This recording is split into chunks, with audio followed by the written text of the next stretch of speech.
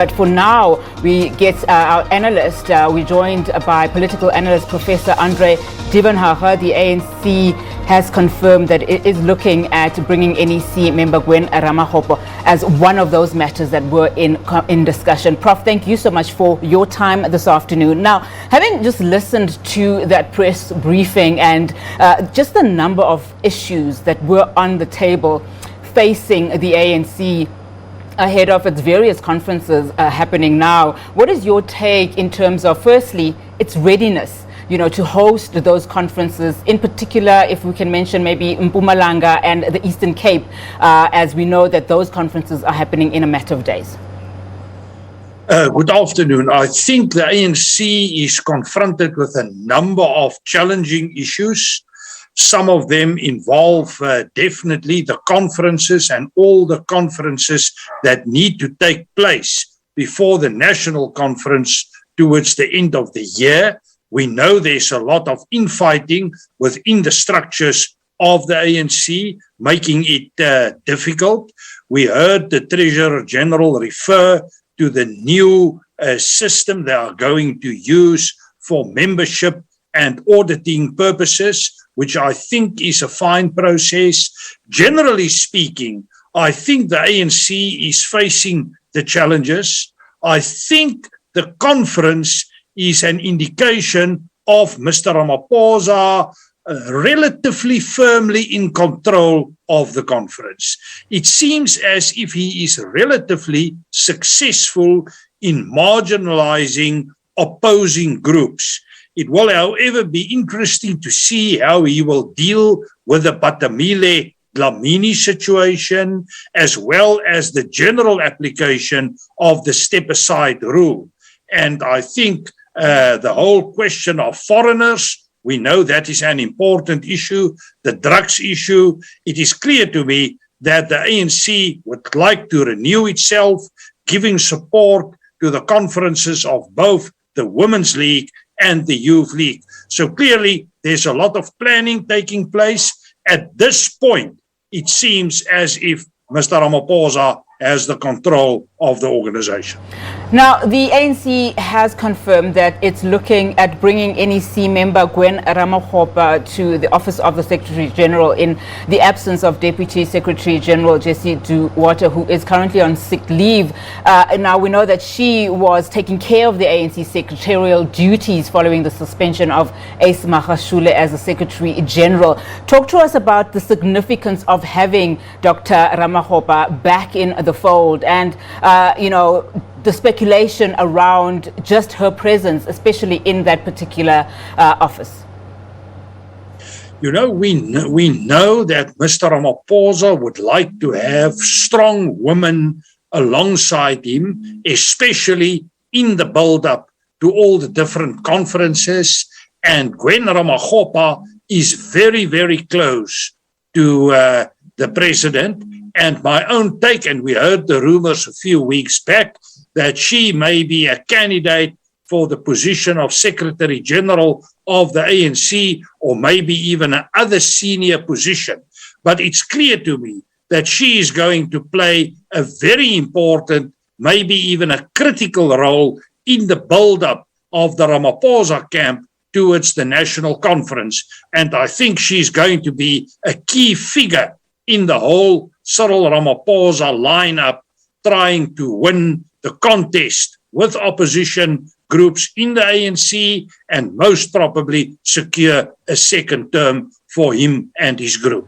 Prof, just going back to a little bit of our earlier conversation, you talk about key figures. Another key figure is, of course, Batamile Dlamini. How should the ANC handle that matter, particularly as we look at the set-aside of the ANC?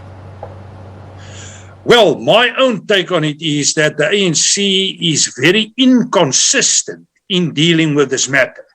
And we have listened to Paul Mashatile trying to explain it in the sense that when a candidate should step aside, he or she can approach the Secretary General and maybe confess something, and this may be responsible for another outcome.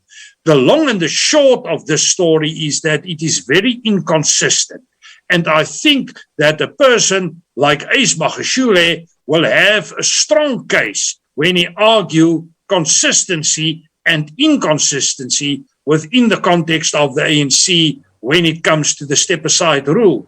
And I think Gwen Ramokgopa is an example of this. And this is what is making it so very, very interesting to see how President Ramaphosa is going to deal with Batamile Dlamini. We know that she has a number of challenges within her own environment, but politically speaking, she is influential, an influential figure within the Women's League. So when it comes to consistency and inconsistency, there's a big test for the ANC.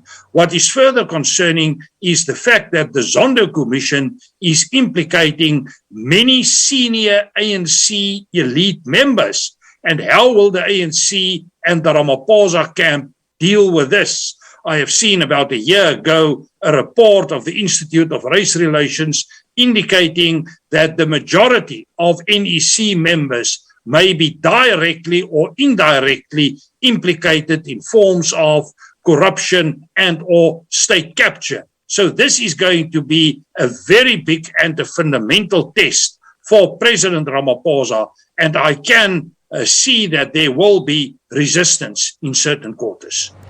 I think the leadership in the KZN, ANC KZN would agree with you in as far as inconsistencies are concerned as it speaks to the step-aside rule.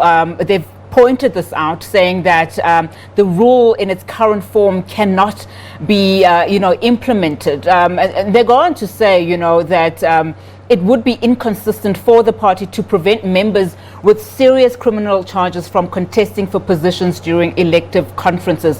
What does this mean come December 2022 for the NEC in particular? How are they going to resolve, just the uncomfortableness amongst some ANC leaders in various provinces, in crucial provinces in particular?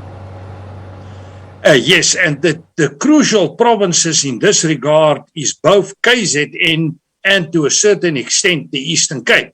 And we know these are the two biggest ANC provinces with a very strong and very important influence when it comes to the National Conference. I think the case you refer to is probably going to be the biggest challenge for the ANC as an organization, to be consistent in terms of the step-aside rule. I also expect that we may see court cases in this regard.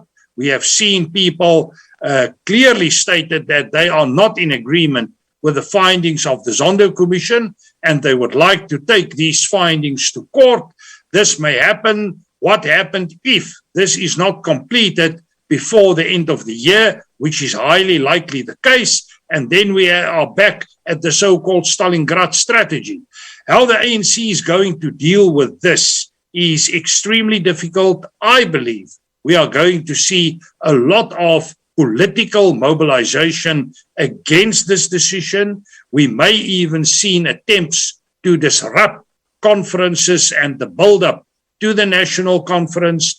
My honest take on it is that the RET group will resort to measures outside of conventional election techniques when the situation is becoming too risky for themselves. Therefore, it is important for the Ramaphosa camp to follow a judicial line that they can justify, to be as consistent as possible, and to ensure that the right action is taken against the right people. Political analyst Professor Andre Duvenhage, thank you so much for your time this afternoon.